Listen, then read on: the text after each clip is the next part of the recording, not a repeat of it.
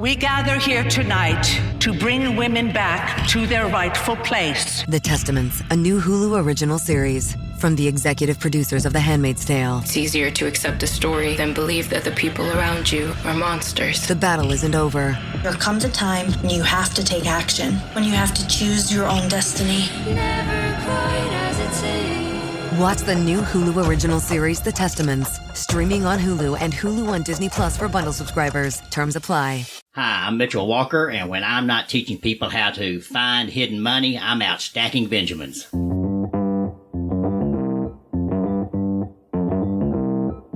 Live from Joe's mom's basement, it's the Stacking Benjamin Show.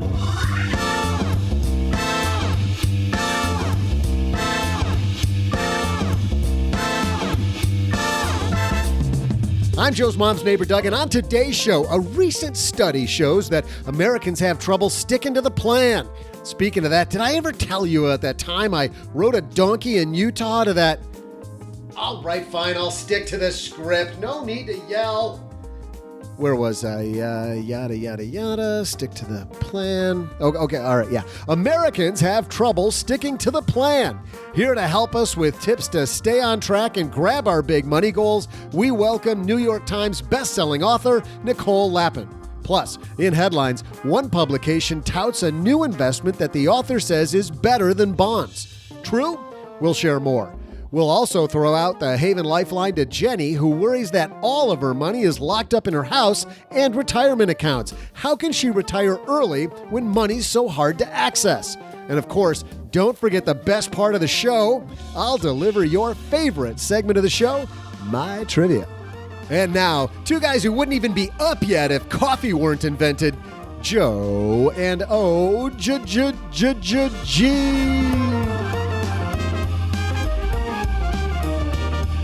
Second that. Well, as this is a live show, everyone knows. So we were doing this live at 1 a.m. Monday morning. You're going to say live at whatever time you're listening, wherever you are. Wherever you are, it's always live. In fact, where you are, just look across the room because we're staring at you right now.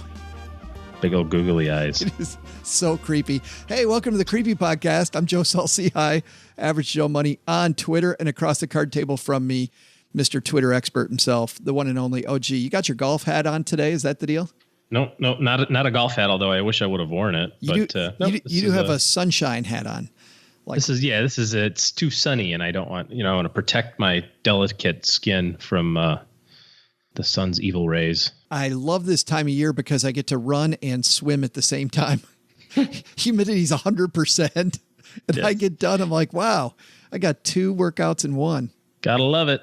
Texas. Speaking of lots of things in one, thanks to Stamps.com for supporting Stacking Benjamins, because they bundle a lot of cool services into one cool site. With Stamps.com, you can access all the services of the post office right from your desk. Right now, use SB for this special offer. A 4-week trial includes postage and a digital scale. Go to Stamps.com, click on the radio microphone at the top of the homepage, type in SB, and that's how you'll get your 4-week trial. That's Stamps.com, enter SB, and click the radio microphone.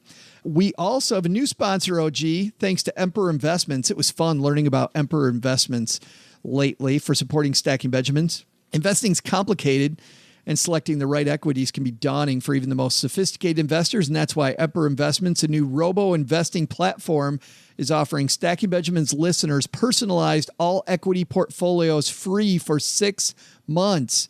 That's 6 months. Nice. Did I say 6 months? 6 months. To take advantage of this exclusive offer, visit emperorinvest.com/SB. That's emperorinvest.com/SB, and select Stacking Benjamin's podcast under How Did You Hear About Emperor? Don't click Heard About It from Doug. Don't click Heard About It Bathing. Right. Those are not the drop downs. They're probably not even on the drop down list. Do not do that. Bathing is probably not an option. Don't click other and write bathing either. Do not click. Somebody's going to. Please don't do that. Actually, please do not do that. Please don't do that, because they actually like to know where people came from. Click Stacking Benjamin's podcast during sign up, and that is at emperorinvests.com/SB. We've got a great show. Nicole Lapin back in the basement for the third time. I love some of these. She gets a medal. She does, yes. We've had very few people on here 3 times. I'm thinking, Gene Chatsky's been here 3 times from the Today Show. Rick Edelman's only been here twice. Jill Schlesinger, I think, has been here twice. Bobby Rebell, maybe? I've been here more than 3 times. You've been here like 800. There's me and you. 860. She gets that coupon for the cheese fries at the Sizzler. You know how people get like a punch card at the Subway? People talk about superhero movie fatigue. People starting to have OG fatigue. I don't think that's true. I hope not, because we got you on the whole show today, so we better get it started. Hello, darlings. And now it's time for your favorite part of the show, our Stacking Benjamin's headlines. Our first headline comes to us from Kiplinger, and this is written by David Braun, investment advisor representative with Financial and Insurance Services, Inc. Better than bonds? ?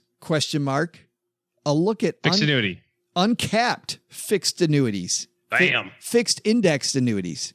Obviously. Most people have 3 basic hopes for their investments. They want growth, they want safety, and they want liquidity. Say it ain't so, OG. I can get all 3. Tell me I can get all 3. Can't get all 3, but apparently this young man thinks we can. This investment comes with a magic wand. Unfortunately, it's next to impossible to find any one investment that offers all 3. Next to impossible. But this young man's going to tell us how to do it. Here it comes. Usually, if a product or strategy is particularly strong in one category, it's lacking in another area. If an investment has huge growth potential, for example, it's usually pretty risky. If you settle on one that's considered especially safe with little or no risk of loss, you'll likely have less growth and or liquidity. So there's the challenge. Finding the right portfolio balance has become increasingly important for investors, especially those who are near or in retirement. But without discipline, it's difficult to accomplish. Then he goes through, and why do they do this in annuity pieces? I told you about this, about somebody who wanted to come on the show and they wrote a book. And the first 170 pages of the book are all the bad things that could happen. And you always get this feeling when they have a complicated solution that they're holding it behind their back and they're not going to show you. And when it feels like they have to build the case too long.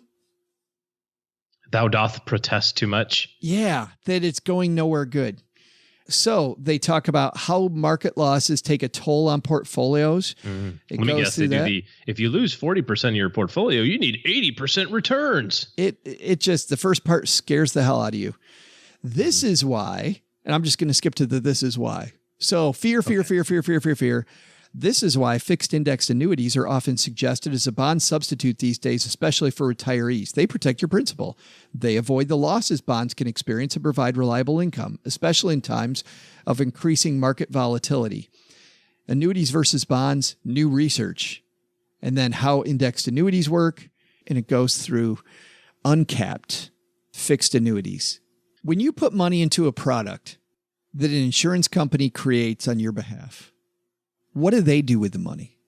Are you asking me, or are you asking this rhetorically for the audience to? Because I know.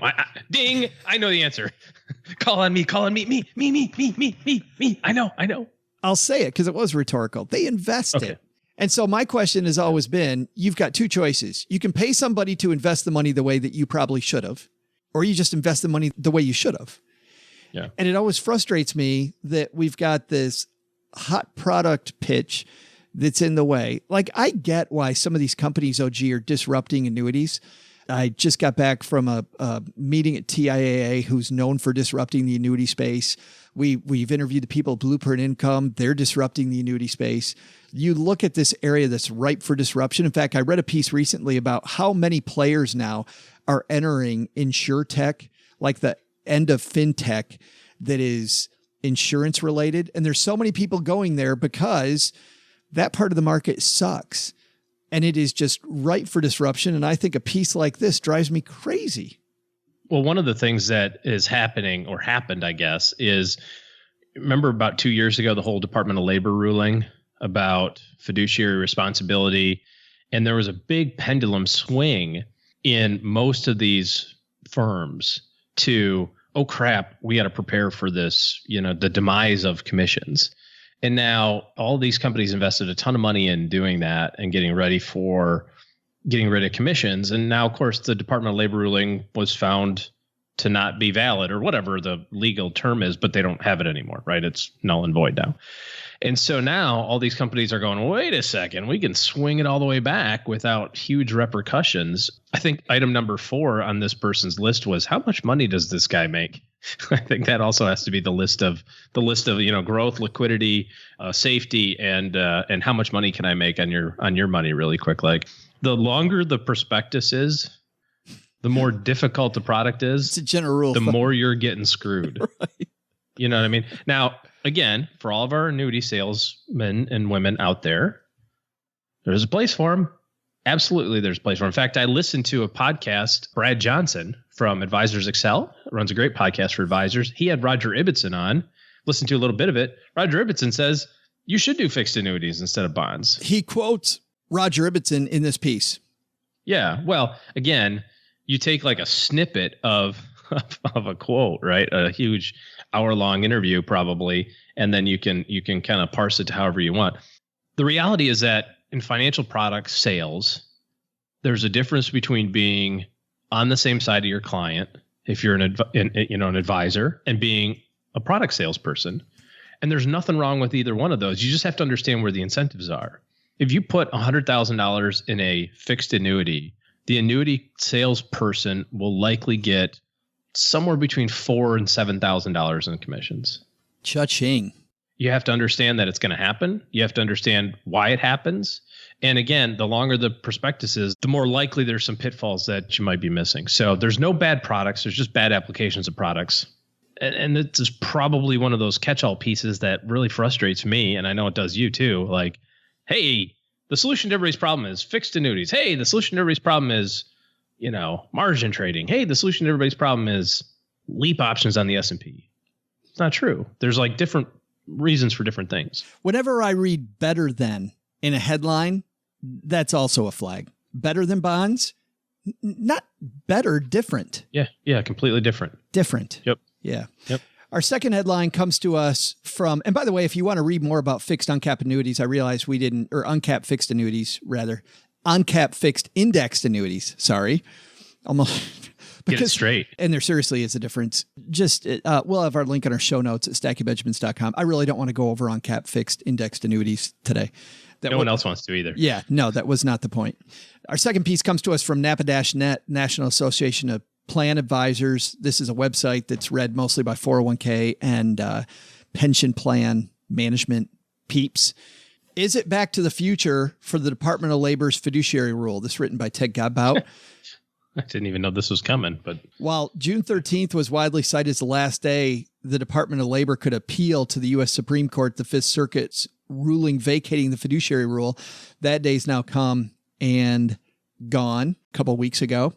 It doesn't come as a surprise that the Department of Labor didn't seek a review by the High Court. The AARP in 3 states had attempted in separate motions to intervene in the litigation, citing the Department of Labor's lack of action to appeal the case, but those efforts were soundly rejected. In the wake of that decision by the Fifth Circuit, the Department of Labor on May 7th issued Field Assistance Bulletin 218-02.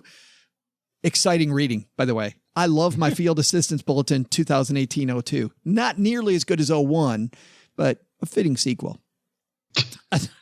Announcing that it was extending until further notice its temporary enforcement policy relating to its rule defining who's a fiduciary and the associated prohibited transaction exemptions. At the time, Department of Labor explained that based on questions regarding fiduciary obligations in the aftermath of the March 15th ruling by the Fifth Circuit, it had concluded the financial institution should be permitted to continue relying on its temporary enforcement policy, providing the issuance of additional guidance. In other words, OG, they are temporarily thinking about continuing maybe to think about, but not actually moving on fiduciaries as oversight when it comes to your retirement plan. I think a lot of this also boils down to the frustration that consumers have with the jargon and the different titles that make absolutely no sense that are purely marketing. If the SEC were to step in and say, here are the terms, 1 or 2 or 3 of them that fiduciary advisors can use, and here are the terms that everyone else can use, right? i.e. salespeople, then a lot of this goes away. I mean, I remember back in the day, I know you do too, on your business card, you used to write registered representative. That tells you what you were. I was licensed to procure and sell stocks for people.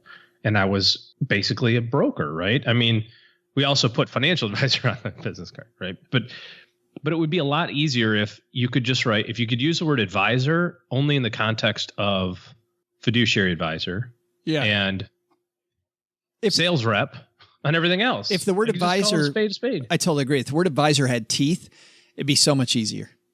Yeah. I don't get it. So, well, but here's, I do, because Merrill Morgan and all these big companies have trillions of dollars that they manage under the auspices of responsibility, but they just can't be. So, yeah, unfortunately, you have to be smart enough to ask the question. So what do you mean by advisor? Explain what that means to me. Department of Labor, not now. On the other side, we've got the Securities and Exchange Commission moving in. Some people, OG, say that the Securities and Exchange Commission is a more appropriate group, more appropriate government agency to oversee any fiduciary legislation. Do you agree? Well, I don't know that I agree or disagree. I vehemently disagreed with the premise of how they got to the fiduciary law to begin with. You know, I thought it was flawed science, basically, like what they were sticking their flag in the ground on the hill of was baloney, in my opinion. Only on your retirement plan, not on everything. Yeah, so just kind of half and half. Like you could be a hybrid. That they were using was just kind of suspect, and it's real frustrating. But nevertheless, what do they say? What's the idiom about? It's not how you got there. It's just that where you're at now. I don't know. Yeah, so I don't remember, but anyway. But here we are. But here we are, and it's not in force, and so consumers are back to having to kind of unravel this on their own. So it's coming. Something will come of this, I think. Yeah, it's interesting to see where it goes from here. But really, I mean, if you're listening to this show, you're not waiting for a rule. I mean, that's been our take since the beginning. Don't wait for a rule. Ask the questions yourself that are important to you and your financial well-being.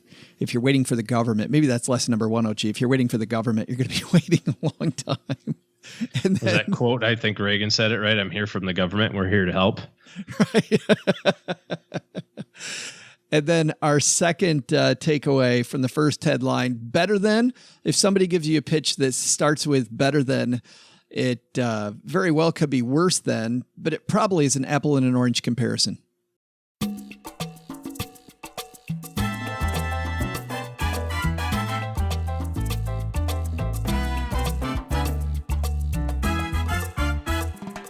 Nicole Lapin is a New York Times bestselling author of 2 books. She, of course, appears all over the media. She's a frequent guest on the Steve Harvey Show. She's been, you name the morning show, OG, she's been there.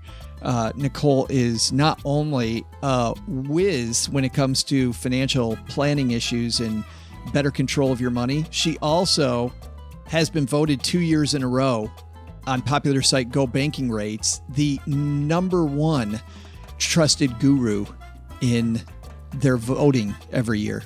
Numero uno. But right now, Nicole is on this show. She's hilarious. She is brilliant. And we're so happy that she's going to talk about sticking with the plan today. So let's say hello to our good friend, Nicole Lapin.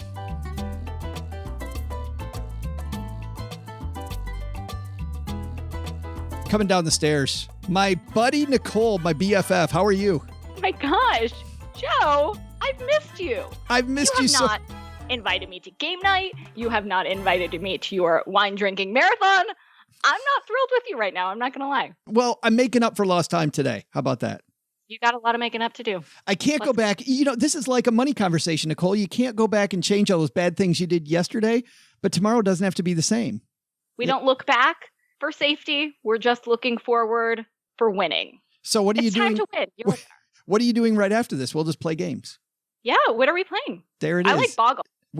I like Boggle too, but I'm no good at it. I mean, you'd think that people like you and we write all the time, that I'd be better with words, but longtime listeners know I have maybe a 7-word vocabulary. That's not true. I don't appreciate you talking about my friend like that. My friend Joe is wicked smart. And you don't like Scrabble? Is that what you're trying to say? I like Scrabble. I'm just horrible at it. I got to ask you a serious question about you before we talk about spending plans and some horrible statistics you have about how people mess up their own plans. I'm sorry. I thought Boggle was a serious question. That's about as serious as we go. I got to, I guess, back away from that a little bit. Okay. I mean, we can't get too serious. When did you first start getting interested in money? Were you good with money in high school? Did your family talk about money? Tell me your background.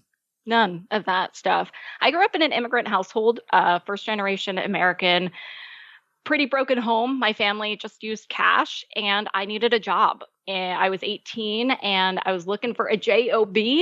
I was in Chicago and I was offered a job on the floor of the Chicago Merc. I broke out into hives. I was sweating like crazy. This was the last thing I wanted to cover, but I needed the aforementioned job. So I figured it out and I realized that money is just a language like anything else. We just didn't have a Rosetta Stone growing up. And it was super confusing to me when I first started. It was like I was in China and did not speak Chinese. But then I started learning the language of money. And then I spoke it to the world. And fast forward 15 years later, here I am talking about Boggle and money with you. Look at me now. You're in a basement with Joe. Look at I've made it. Hashtag done. That's it. Yeah. Right there. Forget Yes. being now the best money expert 2 years in a row. Thank you very much. This is my biggest accolade. Game night with Joe. Absolutely. Yeah. It doesn't, some people say Oprah's the top, really being here. But seriously, when you talk about money as a language, money really is a language and people get afraid of this cliff, as you know, right? Like you were, I was certainly afraid of it. But once you learn it, some of this jargon, it's not that hard. It's not hard at all. And I think a lot of women, I will speak for myself, my former self, broke out into hives thinking about the Wall Street Journal or the Financial Times and thinking that it was a language that was inaccessible to us. The truth is that once you join that conversation, you can feel empowered. And that's what happened to me. Money was the last thing I wanted to get into. And I did not love it at all. A lot of financial experts or entrepreneurial experts will say, just go do what you love. And I disagree with that. I figured out how to love what I did. And there is a lot to that. Not everyone can do what they love and just burn their corporate bra and join an alpaca farm or make an artisanal cheese shop or whatever. And when I started understanding the language of money, then I figured out I wanted to be that Rosetta Stone that I didn't have for my former self. Let's talk about your former self, because there's a lot of people that are there now, right? I mean, you've got some statistics, Nicole, that are kind of bad. Like people get in their own way. They really mess up their money. Yes, are you talking about my former self? I got into so much debt. Debt is the only 4-letter word I don't like. But if I could do this, anyone could do this. Honestly, I was dealt such a bad hand in life and I played it the best I could. And if I could do it, honestly, anyone could do it. 44% of Americans have tapped into their retirement savings early for the wrong reasons, like paying off debt or bills.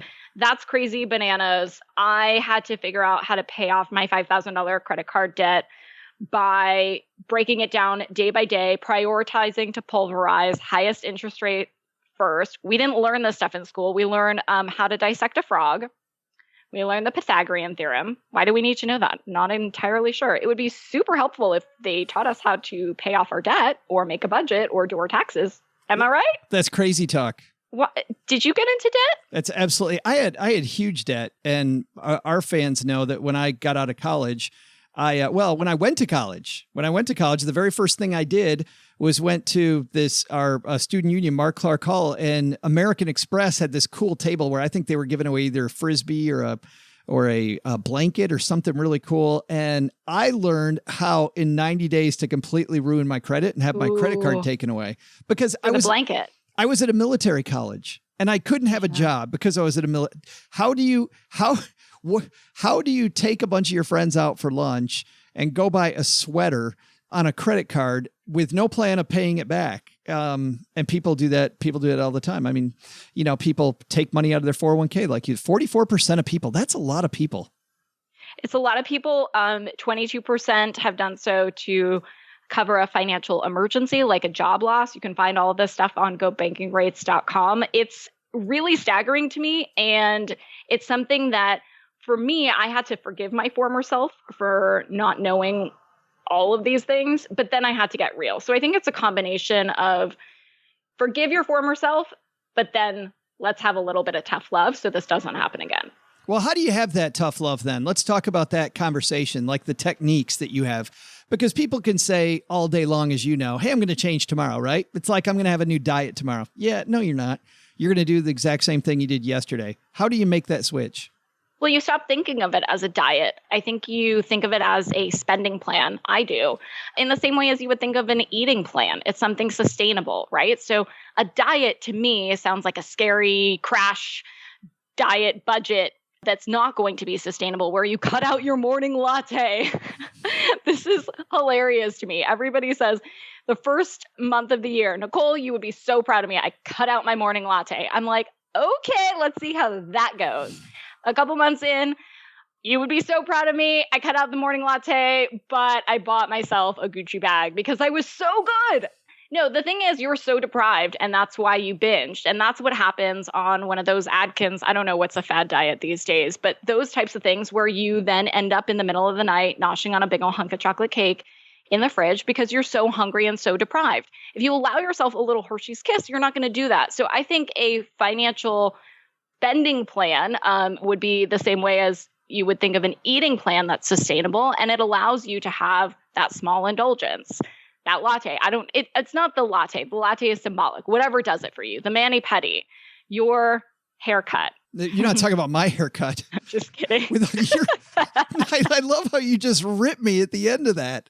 I'm sitting you right know, here. Listen, you got some catching up to do. You haven't called in quite some time, so that was great. Just Nicole Byrne. When you do that, paper and pencil, spreadsheet, technology, like one of these apps like Mint or Clarity Money or whatever it might be, does it matter? I think whatever you stick to, you can get a pink colored pencil if you'd like. You can write on the back of a Monopoly game box. You know, I think that once you start getting too fancy, sometimes you don't have the same accountability. You don't feel it as much, where you're going on an app perhaps, and that has worked for a lot of folks. I don't know what you use, but it's really easy to then, instead of opening that app, open up Instagram or open up a shopping app or open up something else. And when I started this, I was really, really old school, and I just opened up a spreadsheet and I came up with my financial goals. I reverse engineered and figured out how to get the money to live the life I want. Because a lot of people will say to me, you know, Nicole, I just want $1 million. I'll be rich if I have $1 million. I'm like, oh yeah? What are you going to do with that $1 million? Maybe you need more than $1 million. Maybe you need less than $1 million. I have no idea. First, figure out the life you want to live, and then figure out how to pay for that life. I love that reverse engineering, because to your point, $1 million even isn't what people think it is. I mean, $1 million, if you use the 4% rule, which I know is flawed, but if you just use that, that's a $40,000 a year lifestyle. And while that's nice, and that's decent, you could live on that money. You're not a baller on $40,000. Well, you're a baller no matter how much money you have, Joe. But yes, I understand the point of that. The point is to first really look ahead to, I break it down 1, 3, 5, 7, 10-year goals. What do you want to be when you grow up? You know, that question you get all the time from in-laws, from coworkers. I got so much anxiety when I heard those questions because I didn't actually answer the question for myself. And so I think that's one of the first steps to getting your financial life together, is knowing the direction you're going in. It's like, hey, Joe, we're going to a party in Texas. Okay, cool. Like, where is the party? What city are we going to? What street are we going to? What are we wearing? I have so many questions about this party. You know, think of your life in the same way. We spend so much time researching a vacation, or, you know, researching more board games to put in the basement or whatever. How much of that time would be devoted to planning out your life? Hello, that's pretty important too. Or your retirement, or the stuff that we're saying Americans are tapping into because they cannot get their financial lives together. That is not the answer. I've read people lately talking about emergency funds aren't all they're cracked up to be. It's money that's sitting there earning next to nothing. And if you've got a credit card available that you can go to, if you actually have this emergency that probably won't happen, just use the credit card. What do you think about that?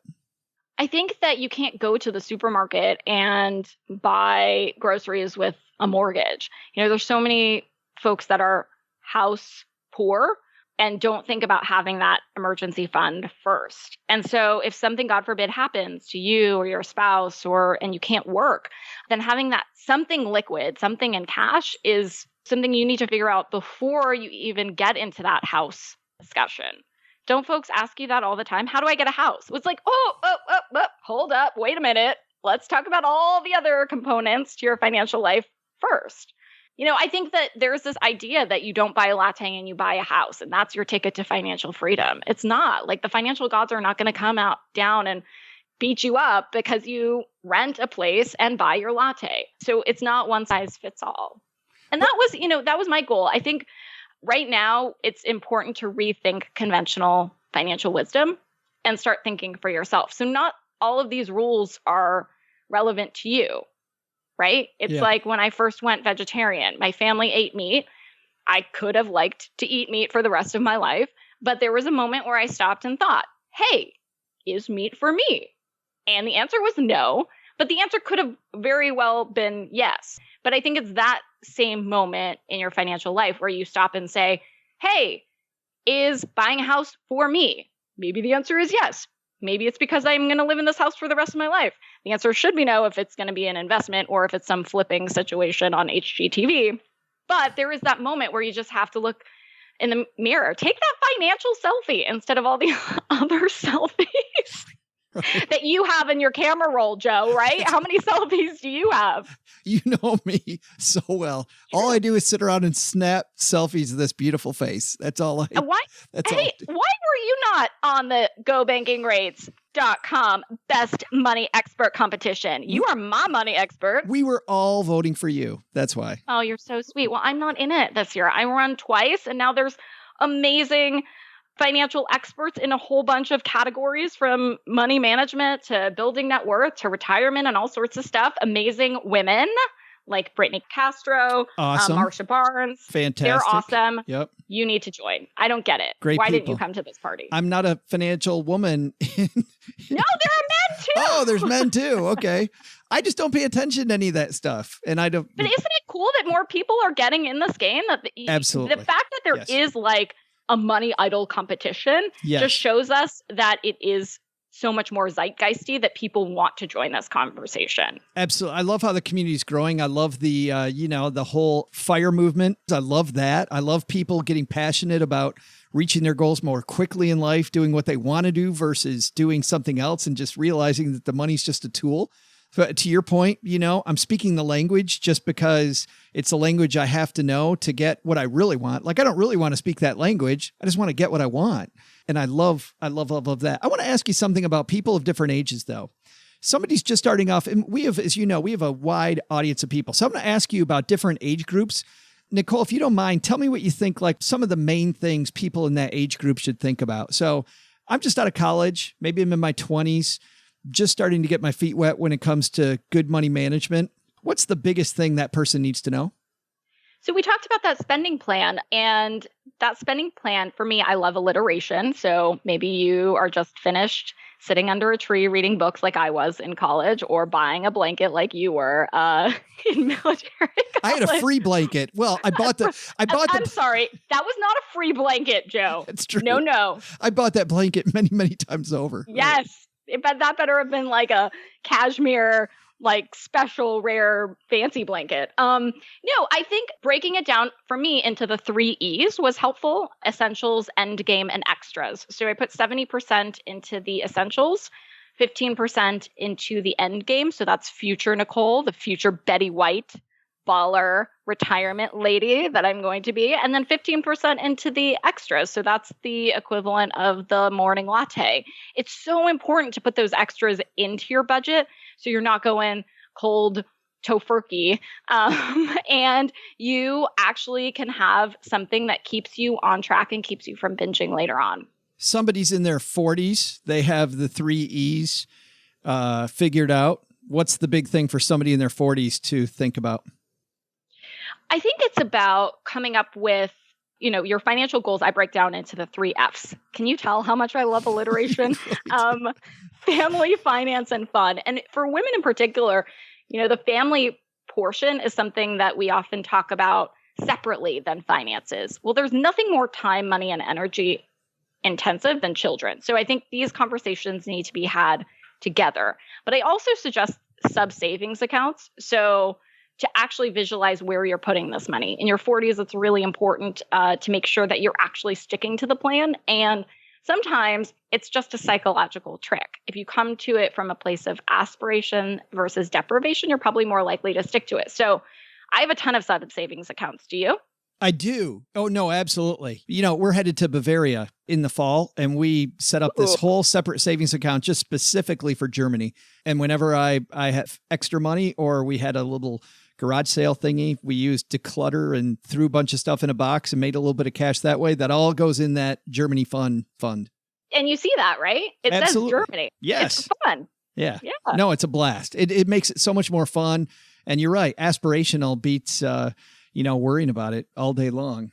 Okay. Because, so, don't dig in the couch for coins or clip coupons. You start thinking, hey, if I made more money, I wouldn't have to feel so deprived and I wouldn't have to feel like I'm saving so much money. You can come to it from a place of aspiration. And then everybody could come with you to Germany. I love party in Bavaria with Joe. Well, I'm going, obviously. I'm not. Now, here's what I know about you. I'm not waiting for my invitations. I'm just inviting. Everybody knows that about me. So I'm just going to be calling. Yeah, I'm just calling you to get on the show all the time. I'm just going to show up to the marathon in France. I'm showing up everywhere. That's fantastic. You're welcome anytime, obviously. Thank you. Here, you kidding me? And then 60s, tell me. So I said 20s, you gave me E's. 40s, you gave me F's. So tell me, for somebody in their 60s or older, you're not going to give me G's. Yeah, I'm going to give you a G5. That's what I'm going to give you. What's interesting, and I just did a segment for Kelly and Ryan about going abroad for retirement. Have you talked about this much on the show? We have some, because of the fact that things can be so much less expensive, like surprisingly less expensive. Yeah.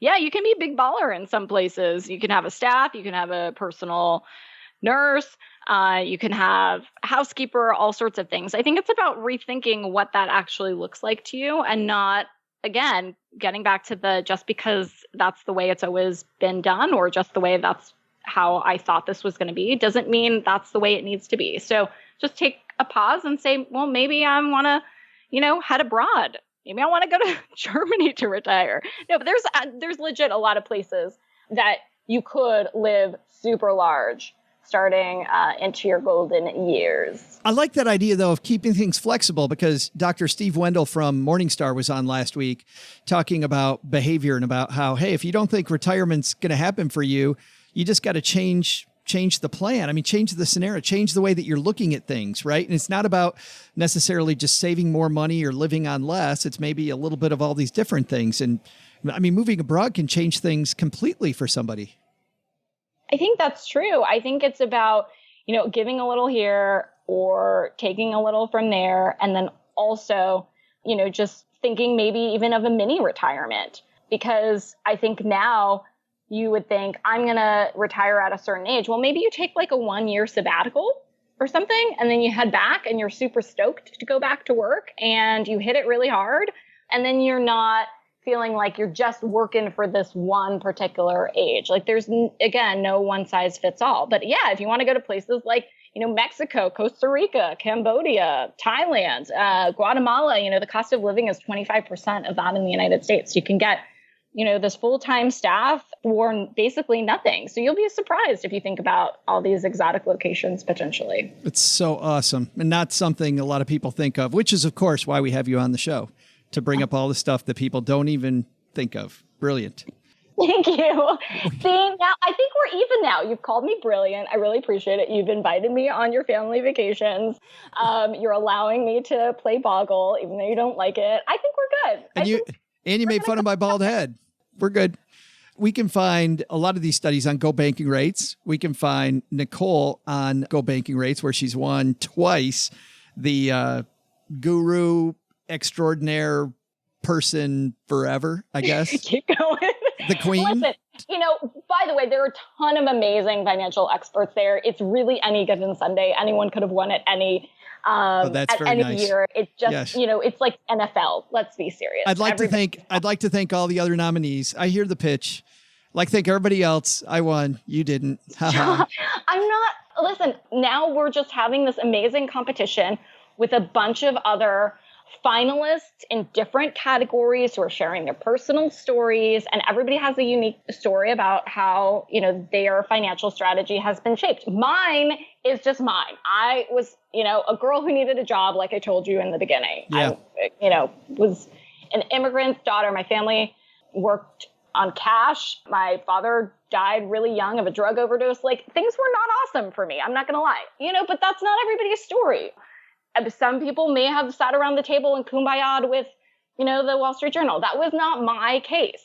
I would like to be invited over to that breakfast table, but that was not me. Again, it's really about opening up. I think it's really important in the money conversation is I show you mine if you show me yours. And oftentimes when I become really vulnerable and say, hey, look, if you want to keep it real, like beyond the glossy veneer of all this other stuff, is a real story that might not be sexy in headlines, but is the truth. I think all of a sudden then folks find license to open up about their own situation, their own debt, their own tribulations. And I think that's when you really start making change. Both of my books are 12-step plans on purpose, because the first step is admitting you have a problem. But having that self-awareness is the first step, truly.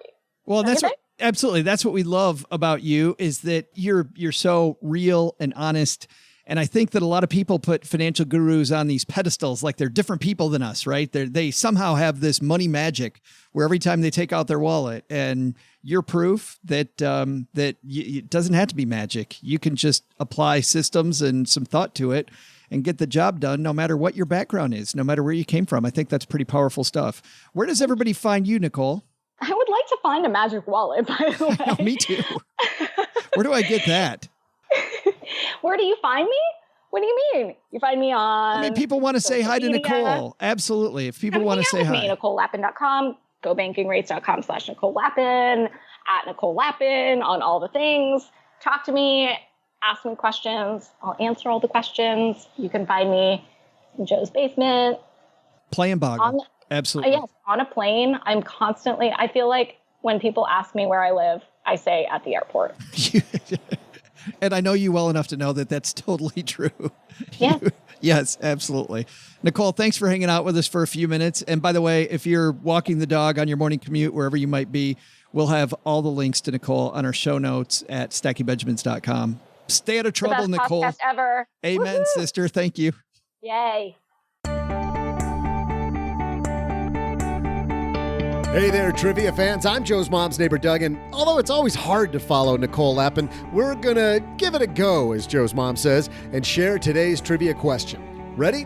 What are the 2 common ways stocks make money for an investor? I'll be back with the answer and maybe a helping of Joe's mom's cherry cobbler in just a moment.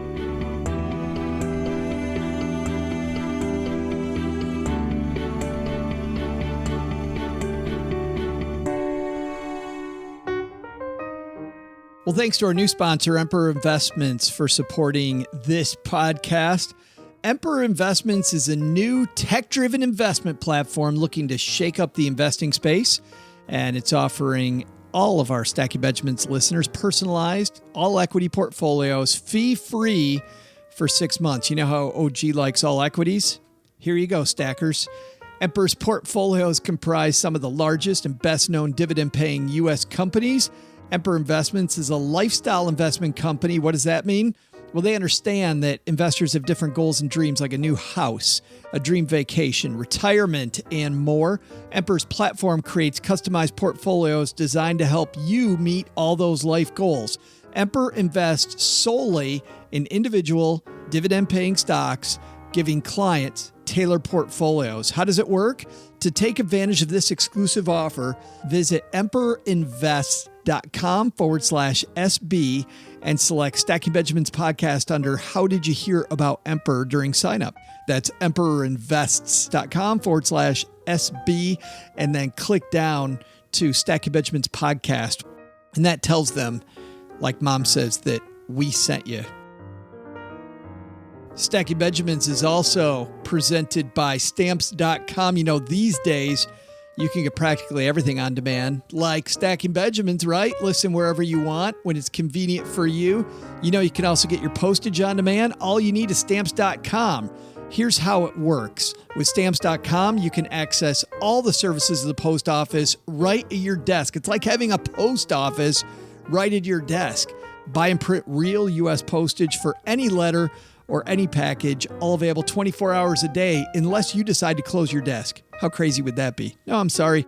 My desk is closed. Are you kidding me? All available 24 hours a day, 7 days a week. Just click, print, mail, and bam, you're done. Stamps.com is even going to send you a digital scale so you can weigh your letters and packages and anything you want. Get crazy, but then you'll print the exact amount of postage every time. In fact, we've used Stamps.com to send out books to people. All the prizes and giveaways that we do, Stamps.com works great for us here in the basement.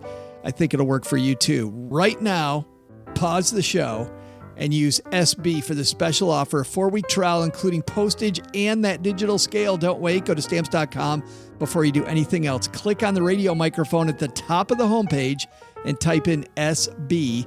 That's how you tell them we sent you. That's Stamps.com and enter SB.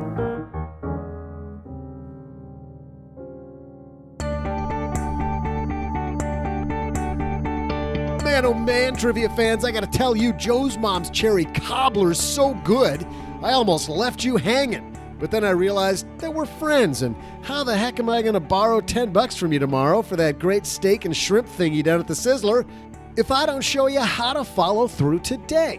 So here goes. Today's question was this: what are the two main ways a stock makes money for an investor? The first is called capital appreciation, which means the share price rises in value. Let's say you bought a stock in Joe's mom's new cobbler stand at $10 a share. Oh man, that's a fantastic idea. And you sold it for $15 later. That's capital appreciation, and a lot of it. The second way stocks make money is through a dividend. Dividends happen when the board decides to pay out profits to shareholders. While dividends are rarely guaranteed, some companies pay them regularly, while others never pay a dime. So if you're investing in a stock, check out not just a chart showing the stock going up, up, up, but find out how big a dividend they've paid along the way. Speaking of dividends, isn't being my buddy paying dividends? Imagine how much more, now that you know me. You're welcome. And just remember that tomorrow when I need $10. See ya. Thanks again to Nicole Lapin for coming down to the basement. And by the way, you didn't know the two ways that stocks make money for an investor, did you? No, never heard of them. Doug Hall was teaching something. Yep, trying. Well, let's see if we can help somebody out right now, OG, by throwing out the Haven Lifeline. Let's tackle some of life's, or rather life insurances in this case, most important questions. Our friends at Haven Life Insurance Agency, they're disrupting the life insurance industry by focusing on those two things you value most. Dividends and capital appreciation. Bada boom, bada bing. What? Does that sound familiar? Yeah. Or your family and your time. But hey, more dividends, more capital appreciation. You can always buy more family and more time. Well, with all those dividends, you sure can. You can buy plenty of families if you get enough capital appreciation. A lot of people want to be your friends.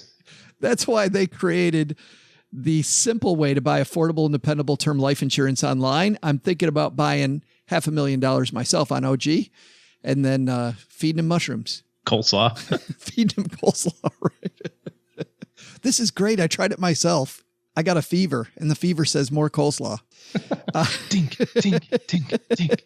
Head to stackingbenjamins.com/Haven Life now to get a free estimate for coverage and learn about life insurance the modern way. We joke about that, but seriously, if I had $500,000 insurance on you and it paid off, like I think about all things I could do with that money, but seriously, that is where you start, isn't it? You start with, hey, my family passes away. What would I need to have happen? And although I joke, you call me part of your family. Although I joke about it with no. That's a bridge too far, dude. But that's where you start. You start with, hey, what do I need to have happen? And then I want that process to be quick. And that's why I go to stackingbenjamins.com/Haven Life. And today on the Haven Lifeline, we're saying hi to our new friend, Jenny. Say hi, Jenny. Hi, Joe and OG. This is Jenny from Houston, Texas. My husband and I are 33, live off of a single income, mine, with our 3 little boys. We recently, as in this month, just hit a significant net worth milestone. And while I realize this is pretty amazing for people our age and something worth celebrating, I looked up and realized we are actually not any closer to retiring early than anyone else, because most of our net worth is tied up in our home and in retirement accounts that I can't access until I'm 59 and a half without penalty.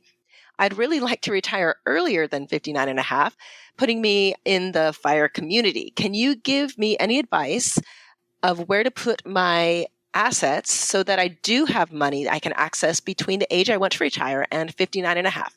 I appreciate any advice you can give me and promise to learn nothing. I look forward to hearing your advice on the podcast, which I only listen to when I have literally nothing else to do. Thanks. All other options are gone. And then she listens to the Stacking Benjamin show. Well, it would be helpful if Jenny gave us the idea of when she wanted to retire, right? Like she says, hey, I want to retire early, like at 58. Is that early? 41?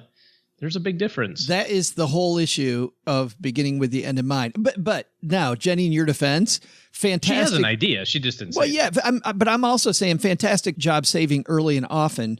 But you look at people save into easy places. And by the way, I like pressing the easy button and saving into easy places, getting rid of debt. I think that makes sense. The frustrating part is obviously now Jenny's created a whole nother problem. Great problem to have, but begin with the end in mind. Well, let's dispel a couple of myths. First of all, you can access your retirement plan at 55 as long as you retire and separate from service. There's no penalty from that. So that's a little special rule for 401ks, depending on what type of qualified plan. If it's like a SEP, if you're self-employed, it doesn't work that way. But, you're kind of run-of-the-mill 45. If you leave employment the year you turn 55 or later, you can access that plan as long as it stays in the 401k for that 4-year period. There's also another way that you can access retirement plan assets before 55 and before 59 and a half. It's a little more complicated. It's called Rule 72T or SEPP. They'll say call it a SEP plan. Basically, the long and the short of that is you can take retirement plan assets out without a penalty as long as you do the same amount every year for at least 5 years or until you turn 59 and a half. So let's say that you wanted to retire at 50 and you've got $3 million in your 401k and you're like, well, shoot, the 55 plan doesn't work because I'm before 55. So now I've got to, I still want to retire. You definitely don't want to go with this alone, right? You need a CPA to help you with this. You need a financial planner to help you with this to do the calculations because there's some pitfalls. But the long and the short of it is you just do this calculation that the IRS provides, and it says you can take out, $70,000 a year. And as long as you take $70,000 a year out for 5 years or until you're 59 and a half, right? So if you're 50, you got to do it for 9.5 years. You take $70,000 a year out. There's no penalty. Now you still pay taxes, but you're going to pay taxes anyway. So there's different ways to do this. Like you were talking about in terms of beginning with the end in mind, this really matters, right? If you're planning on retiring at 45 or retiring at 58 as a quote unquote early retirement, you have to start thinking about that now in terms of your savings. But there's two, ends of that stick there. Right now you're getting a tax deduction by putting money in your qualified plan. You lose that tax deduction so that that changes the effective contribution rate, so to speak, right? If you're going to use something like maybe a brokerage account or a Roth IRA or something like that, that'll allow you some earlier flexibility. But I think you first have to figure out what are those gap years, right? So you've got, just say 60 because 59 and a half is a stupid age that the stupid IRS puts in there. Right. I don't even understand it. Why didn't they just say 60 or 59? No idea. At 70 and a half, right? You got to start taking money out. And people freak out. No. You have to take money out by April 1st, the year following the year you turn 70 and a half. Can it get more complicated? Why not just say, anyway. So you figure out those gap years, right? So let's say that you wanted to retire at 50. You need to figure out how much money do I need to have saved from 50 to 60 so that I can let my 401k or retirement plan sit there and do its thing while I deplete this other account so that by age 60, that now I start turning that on. And then I use some of that. And then at 66, I turn on Social Security, or 67, I turn on Social Security. So I've got a 7-year window there where I'm going to take out a little bit more. And then at 67, I'm going to reduce my contribution. You know what I mean? So we're kind of planning out that cash flow. And once you do that, that's going to be helpful in terms of determining now, where do I put the money? And then also what types of investments do I use, right? Yeah. I mean, if you're going to start if you need the money at 35 and you're 33 right now, that's going to change the investment strategy, also in addition to the place that it is. So kind of a couple of different layers there. I look at tactically, Jenny, take that part of the question, 3 different ways you can go. Some people will tell you to go with a Roth IRA because after 5 years in a Roth IRA, you can get at some of the principal money. I like leaving the Roth IRA money, though, to offset pre-tax money that's in that 401k right now. So I like using Roth money after 59.5 if possible, too. And you kind of destroy that a little bit by taking it earlier. So that nixes that idea for me, which means that I do 1 or 2 different strategies. I can build an income stream using dividend stocks, real estate, investment real estate, that kind of thing. The problem with that is you're building a taxable vehicle where as you're pulling out money, it's spinning off taxes. Now, initially, you're reinvesting that money, but you still got to pay the tax. So it's a highly taxable way to go. You can also go with more of a appreciation strategy, right? We always get back to Doug's trivia question here, OG, the 2 ways that investments make money. Dividends and interest are taxable, where capital gains aren't taxable until you take them. So look for appreciating investments, which is one of 2 different things that you can do. You can either buy stocks that don't pay big dividends, but then take that money out later. Again, to OG's point, you're not going to do that if it's a short-term goal, more if, let's say, it's a age 50 to 55 to bridge that gap. So just open up a Emperor Investments account or whatever you want to do there, a non-qualified, non-IRA brokerage account. Second thing you could do, which is infinitely more dangerous, is and a lot less likely, but could be big, is build an income stream by building a company. I don't know what you do for a living. You talk about you live on one income. Maybe you have time to build another income stream that's a business that you can sell by 50, 55. So real estate, maybe. Dividend paying stocks, maybe. High yield bonds, maybe. Build a business, build appreciating stock portfolio. Some combination. Yeah, there's a lot of different ways to do it. Some combination of those. Steve Wendell from Morningstar last week said that it usually isn't one of those either, Jenny. It's a combination of all those, right? Just choose the combination that works best for you. Thanks for the question, Jenny. We also get letters down here in the basement, and today's no exception. Doug brought down the mailbag, and we've got a letter here from Andrew. Andrew writes, "Hey, Joe and OG, first off, love the show, even though I haven't learned a thing. I'd like some insight about what my wife and I should do about paying off student loans as fast as possible or investing the money. The only bad debt we have is about $5,500 left on a car loan we're planning to have paid off in about 4 months. After that, we'll be left with my student loans. My wife came with no debt. She thinks husbands are extremely expensive." That's pretty good, Andrew. "I have about $140,000 in student loans and about $130,000 left on a mortgage." Isn't that student loans higher than the mortgage, OG? That's a sign of the times right there. "We've owned the house for a year. Currently, I contribute 6% to my 401k and my company matches 4%. My wife contributes 12% to her 401k with no employer match. I'm due for a $25,000 raise in September when I complete my boards to become a certified orthodontist. Why do I read that and my teeth hurt? We have a 3-month emergency fund. Should we focus on paying off the student loans as quickly as possible with interest rates ranging from 3.5 to 6.5, or start contributing to a Roth 401k since we both have the option through our employers? Right now, I'm leaning toward paying the student loans off in about 6 years or less, then max out both Roth 401ks. Currently, we make a combined $95,000, and as I said, above that, we'll move up to about 120,000 soon. Lastly, we're both 27 with no children. My wife's been contributing to her 401 for 5 years, and I just started this year. Our ultimate goal is to retire at the age of 55. I'd appreciate your guidance, but of course, I won't take your word for it, and I'll speak to someone in person as well. Thanks again in advance, and say hi to Mom for me. Your new friend, Andrew. Andrew's not just our new friend, our new BFF, because he wrote a letter to us. We will say hi to Mom, Andrew, but right now, OG's going to tackle this one. Student loan debt or get invested? Why not do a little bit of both? Set up a timeline that is tenable for paying that off, right? I mean, if you let the government tell you a timeline, they're going to tell you 25 years. So you probably want to do it just a skosh faster than the next quarter century. Gosh, it's so long when you think of it that way. Maybe 7 years or 6 years or 10 years is the right time, but you can't overlook the impact of compounding by contributing money to your retirement accounts early. And so I like the idea of starting with, like we talked about with Jenny a second ago, start with how much money you need by the time you get to 55 and how much money that means in terms of savings now. Make sure you're on track for that. And then extra money, kind of like what you're talking about here. Hey, I'm going to get a pay raise. Direct that towards student loans, knowing that in the back end, you'll be able to add that to savings as well to kind of buoy it. My fear is that if you wait too long to contribute to your retirement accounts, kind of already 27, right, and you've got another 6 years. Now you're 33.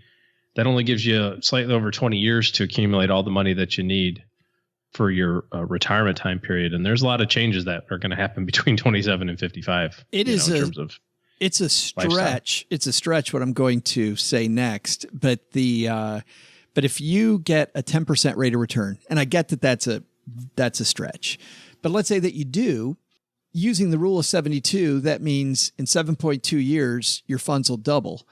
If you start today, if you wait 6 years, you're missing out on the first double.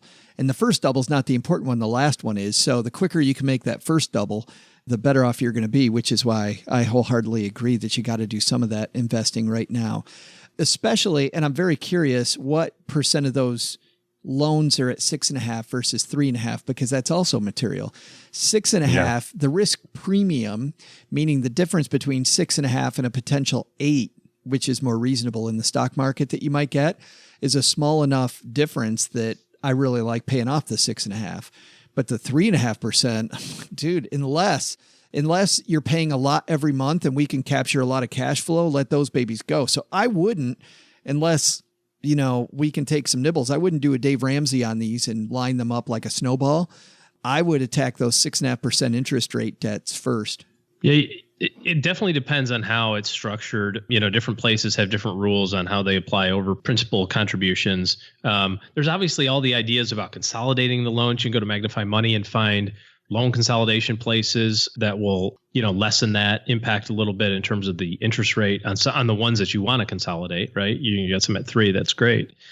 Yeah, you want to kind of piecemeal this strategy. I don't think that you just do kind of the normal snowball thing, like you said, Joe, because at the end of the day, if you can free up some cash flow, that's important too, along the way. So start with what do I need my cash flow to look like in retirement? How much money do I have to save at 8 or 9% between now and then? And then use that extra pay raises over these next half decade or so to knock out that student loan. I still think it can be done in that 6-year time period, just maybe a different order. Yeah. Great question, Andrew. Thanks for that question. And if you've got a question for the show, head to stackingbenjamins.com. And at the top of the page, you'll see the questions tab. Click that and you'll see all the ways you can interface with the show. People are nice enough to leave us reviews of this here podcast, and we've gotten some great ones lately. This one went on Mom's refrigerator, and she's very proud of it. Shows the Bridge Club this one all the time. Hilarious personal finance fun, 5 stars from A.H. Rowe 827. What parents are sick enough to give their kids that name? A.H. Rowe 827. Money talk doesn't need to be stuffy, boring, and uncomfortable. The Stacking Benjamins crew knows that well. They made personal finance fun again. Very crisp review, and that's why Mom loves it. Thanks a ton for doing that. Also, and the last thing we'll talk about today, OG's taking clients. So if you're somebody that needs help with your financial plan, you're about to get serious about your money, finally head to stackingbenjamins.com/letter O, letter G, and that will lead you to his calendar, and you can talk to OG about moving forward more quickly. All right, that's going to do it for us today. Sticking a fork in it. We are done. Doug, you got it from here, man. So, what did we learn today? First, take some advice from Nicole Lapin. Accountability buddies and saying your goals out loud can be the key to your success, as can writing out your goals and revisiting them. Second, heard about the new thing investment? Yeah, it always pays to apply a little research before taking your hard-earned money and just investing it into something that sounds good. Remember, fees, penalties for early withdrawal, and potential tax consequences when you need your cash. But the big lesson? Don't go back to Joe's Mom's cobbler for thirds. I'm just saying. I totally will, but you shouldn't. It's really not that great. Really. Oh, who the heck am I kidding? It's just wonderful. Special thanks to Nicole Lapin for joining us on today's podcast. You'll find her books wherever books are sold. This show was created by Joe Saul-Sehy, produced by Richie Rutter-Reese, and engineered by the amazing Steve Stewart. Online, visit us on Twitter at @SBenjaminsCast or on our Facebook page. Shannon Cowan is our community manager and social media guru. I'm Joe's mom's neighbor, Doug, and I do not like computer jokes. Not one bit.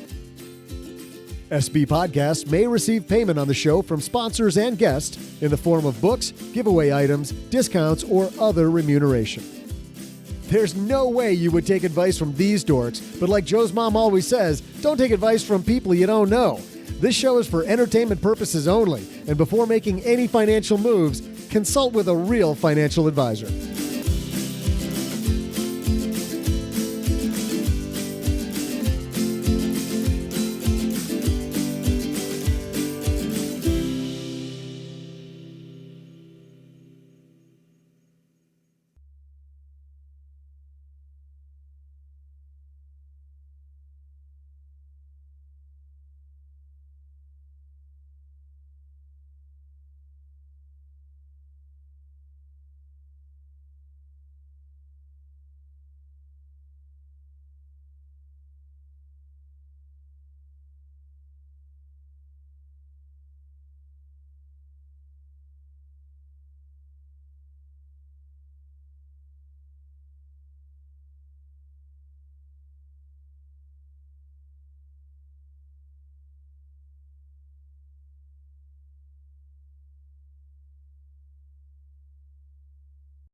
I forgot to talk about this last week, but Father's Day weekend was just over a week ago.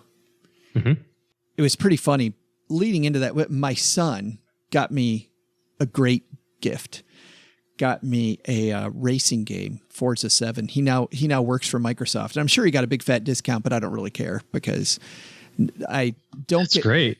I don't get much time to play video games, but being able to play. Let him know that OG likes Microsoft stuff too. If he's feeling generous. He got me the Ultimate Edition, like super. I swear it swallowed my entire. Comes with a real Bugatti. It's in the driveway. It's amazing. It's great, and he paid like $14 for it. But anyway, so I spent my Father's Day because my kids are out of town. I talked to my dad. I talked to my kids, and I played racing games. It was a great way to spend the day. But speaking of gifts, my son, by the way, is incredibly frugal, which is why I know this game was probably deep discount on sale at the Microsoft store. He took it out of the employee lounge.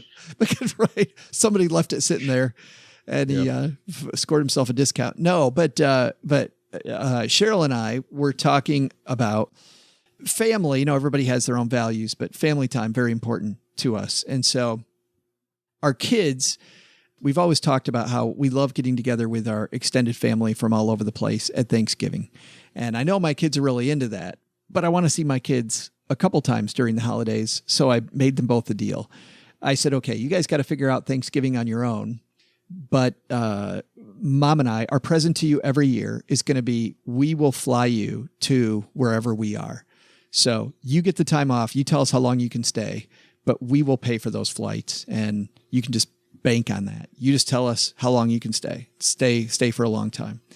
So you're checking out driving distances from Texarkana that also have airports, and you're like, well, see, there's cheap flights into Florence, Kentucky. Into Orlando. We could probably drive from there. The good news is, and we've done Dallas a lot, right? And that's, you don't get much less expensive than flights in and out of Dallas. So I'm talking about for your kids. You're finding places that are cheap to fly your kids to that are also cheap for you guys to get to. Yes. Yeah. Oh, yeah. Well, Dallas can be still pretty cheap. Okay. Doesn't have to be, but I don't know. I clearly get where you're going with that. But so last week was the twins' birthday, and we spent the week with my daughter in Kansas City, and we told my son, and I'm glad my kids have the same sense of humor we have. We told our son point blank, it's because we love her more. Because we obviously she's got a higher upside potential. Because she clearly is one of the favorite. two of you are going to have to take care of us when we're old. Right. Put the money on her. Could have bet on her, Nick. But my son, back to incredibly frugal. Cheryl said, okay, we're going up there. We took Autumn out for a nice dinner. We took her to see Penn and Teller. So we had this great time. Cheryl said, Nick, what do you want for your birthday? You know what he said? Roth contributions. That one's pretty good. He said, I want you to pick up the tab flying me to Thanksgiving too. Nice. Let's make a deal. I was like, high five, man. That is my kid. That is totally my kid. Yeah, because he's looking at flights on out of SeaTac to God knows where. You know what he needs to get, though? Because I've flown in and out of Seattle a number of times.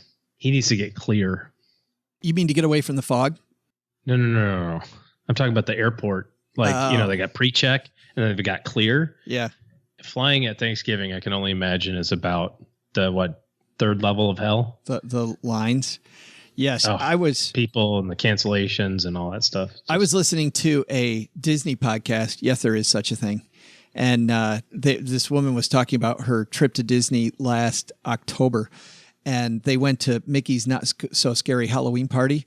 Yep. And there's tons of people now at the airport, and they've all been trick-or-treating, right? And it's November 1st, and they're at the airport. And for some reason on that day, TSA decides that food has to come out of your bag and has to go on the scanner. And she said they're using this scanning thing to scan every single piece of candy. And Disney just had this huge thing. Universal Studios had their thing. So you got all these people going home, and she said, talk about the outer level of hell.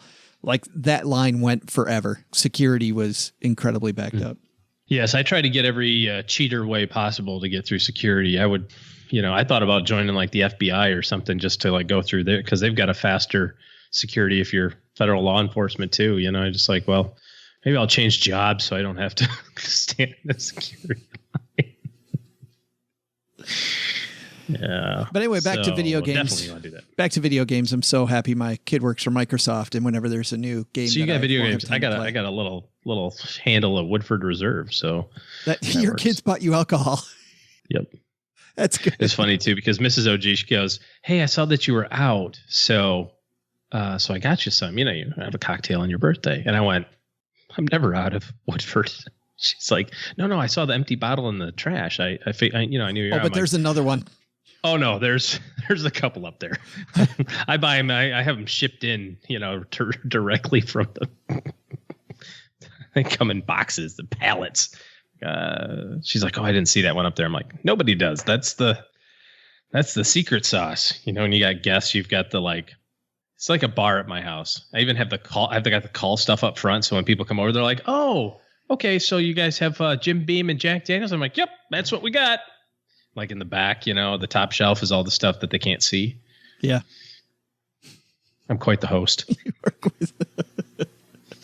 Hey, for beer, we got Natty Light. If you're interested in that, that's, we got some of that and ice water. Well, happy Father's Day belated to you. Yeah, no, you too. On Father's Day too, though, I had to tell my son a joke, which I've been saving for him for a long time. I mean, what's Father's Day without a bad dad joke? Okay. But But the joke I told him was this pilot's flying into SeaTac and it's super foggy as it is often there. And he can't land the plane. He has no idea where the airport is. So he's going around and around. He's got a few passengers with him and they're getting worried because the fuel meter's going down and down and down. And just as he's getting ready to run out of fuel, the fog lifts in this one part of town where there's some buildings, and he swoops down to the buildings and he sees this guy working on the 5th floor. So he rolls down the window to his plane and says to the guy, "Hey, can you tell me where I am?" And the guy looks at him and with a straight face says, "You're in an airplane." And he goes, "Thank you very much." Rolls up the window, takes a left, takes a right, goes about 300 yards, takes another right, lands in the middle of this cloud bank. Perfect landing in the middle of the airport runway. And the people with him cheer, so happy that he saved their lives. And they go, "But sir, how did you do that? Like you couldn't land and all of a sudden you could land." He said, "Well, when we went down there and we talked to that guy, he gave me an answer that was 100% correct and completely worthless, which meant I was at the Microsoft tech support building and I knew I just had to go this way, then that way. And I could land." And I've been saving that for my son. You've been saying that one for a long time, huh? I've been saving that for him. And he's like, "That's funny, Dad. That's really funny." Yeah. Thanks for ridiculing my daily employment. My employer. Yeah. Yeah. And by the way, you're welcome on the game, Dad. A-hole. Yeah. Right. Hope you crash your Forza car.